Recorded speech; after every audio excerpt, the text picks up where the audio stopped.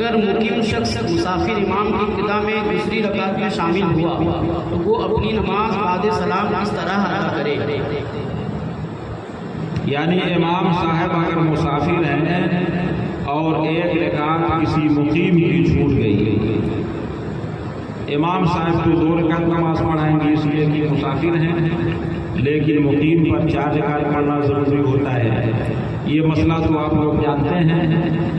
لیکن اگر امام صاحب مسافر ہو اور پڑھنے والا مقتدی مقیم ہو اور اس کی ایک رکعت نماز چھوٹ جائے، دوسری رکعت میں شامل ہوا، تو امام کے سلام پھیرنے کے بعد وہ اپنی نماز کیسے مکمل کرے گا؟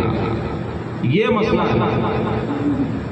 تو اس کا حکم یہ ہے کہ امام کے سلام پھیرنے کے بعد وہ کھڑا ہو جائے گا اور ایک رکعت بلا قرت وہ ادا کرے گا۔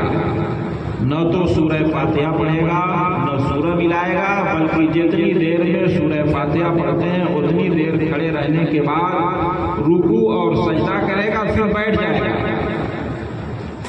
جائے گا قعدے میں، اور تحیات پڑھنے کے بعد پھر کھڑا ہو جائے گا اور پھر یہ رکعت بھی بلا قرت ادا کرے گا۔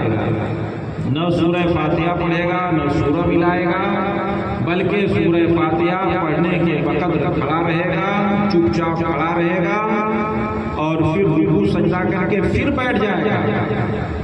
یعنی ہر رکعت پر اس کو قاعدہ کرنا ہے۔ اب جو یہ کھڑا ہوگا تو رکعت قرات کے ساتھ ادا کرے گا، سورہ فاتحہ بھی پڑھے گا اور سورہ بھی ملائے گا، پھر رکوع سجدہ کر کے جو بیٹھے گا تو یہ قاعدہ اس کا قاعدہ خیرہ ہوگا، التحیات پڑھے گا، درود شریف پڑھے گا، دعائے معصورہ پڑھے گا، اس کے بعد سلام پھیرے گا، اس طرح اس کی نماز مکمل ہو جائے گی۔ تو پہلی دونوں رکعتوں میں قرات اس کو نہیں کرنی ہے، آخری رکعت میں قرات کرے گا، مگر قاعدہ اس کو ہر رکعت پر کرنا ہے۔ سبحان اللہ۔